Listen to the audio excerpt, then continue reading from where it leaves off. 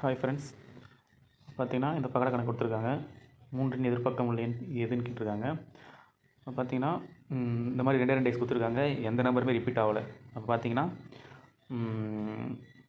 நம்ம வச்சுருக்கிற ஸ்டாண்டர்டைஸ் நான் ஸ்டாண்டர்டைஸ்னு பாருங்கள். ஃபஸ்ட்டு ஸ்டாண்டர்டைஸ்னால் என்னது? Sum of opposite sides, sum of any 2 opposite sides equal to 7. அது ஸ்டாண்டர்டைஸு. நான் ஸ்டாண்டர்டைஸ்னால் sum of any 2 adjacent sides equal to 7. இப்போது ரெண்டுத்தையும் கூட்டி பாருங்கள். 5 1 6, 5 3 8, 3 1 4, 2 4 6, 6 2 8, 4 6 10. இப்போ பார்த்தீங்கன்னா இது நான் ஸ்டாண்டர்டைஸ் இல்லை, அப்போ ஸ்டாண்டர்டைஸ் தான் அது. அப்போது sum of any 2 opposite sides equal to 7. இப்போது 3 கூட எதை கூட்டினா 7 வரும்? 3 கூட 4 கூட்டினா 7 வரும். அப்போது ஆன்சர் 4 தான். அப்போது 1 கூட 6 கூட்டினா 7 வரும். 5 கூட 2 கூட்டினா 7 வரும்.